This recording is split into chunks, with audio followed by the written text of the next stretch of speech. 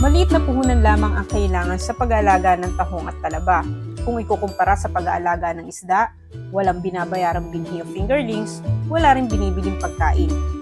Dahil sa mas maliit na gastos, mas maganda rin ang kinikita ng mga taong nag-aalaga ng tahong at talaba. Iyan ang ipinaliwanag sa amin ng mga eksperto sa National Integrated Fisheries Technology Development Center, BIFAR, sa Bunuan, Binloc, Dagupan City. Ang tanging materyales na gagawin at magiging puhunan ay ang mga balsang kawayan at mga taling nylon o tansi na may habang mula sa 1 hanggang 2 metro. Diyan kumakapit at pinalalaki ang mga talaba at tahong. Sa tahong, ang unang stage ay ang pangangalap ng mga binhi na kusang kumakapit sa nakabiting mga lubid, tulos ng kawayan, mga fishing net, kahoy at mga shell ng talaba. Kapag ang mga tahong ay lumaki na hanggang 1 cm o yung sinlaki ng mga kuko sa malit na daliri ng tao, ang mga ito ay maingat na kinukolekta at inihahanay sa isang katsa. Ang mga ito ay binabalot ng katsa na kasama ang tali na kung saan ang mga binhi ay kumakapit hanggang sa lumaki.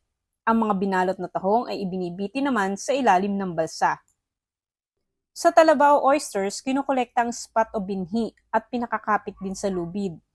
Kinukolekta ito sa loob ng 4 na araw hanggang 1 linggo. Kung kumapit na, ang mga binhi naman ay inililipat sa sadyang alagaan ng mga nakabiting shell ng talaba o kaya naman ay sa mga baon ng niyog. Bagaman ang tahong at talaba ay maaring pakapitin sa kawayan, mahabang tali, tulos, fishing net o mga basket, ang pag-aalaga ay ginagamitan ng balsang kawayan. Ang balsa ay ginagawa sa pangpang ng ilog. Karaniwang ang laki nito ay 9 na metro ang haba at 6 na metro ang luwang. Ang haba ay ayon sa karaniwang haba ng kawayang gagamitin. Ang luwang naman ay maaaring mangailangan ng 15 pirasong malalaking kawayan.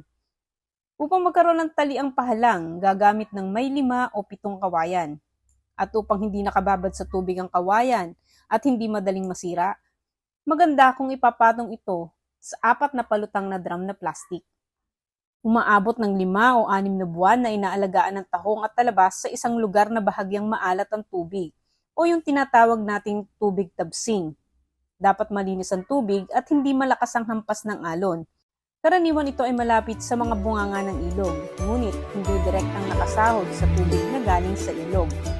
Para sa iba pang detalye sa pag-aalaga ng tahong at talaba, maaari kayong kumonsulta sa malapit na tanggapan ng Bureau of Fisheries and Aquatic Resources o kaya ay maaari rin po kayong magsadya sa National Integrated Fisheries Technology and Development Center ng BIFAR sa Bunuan, Binloc, Dagupan City.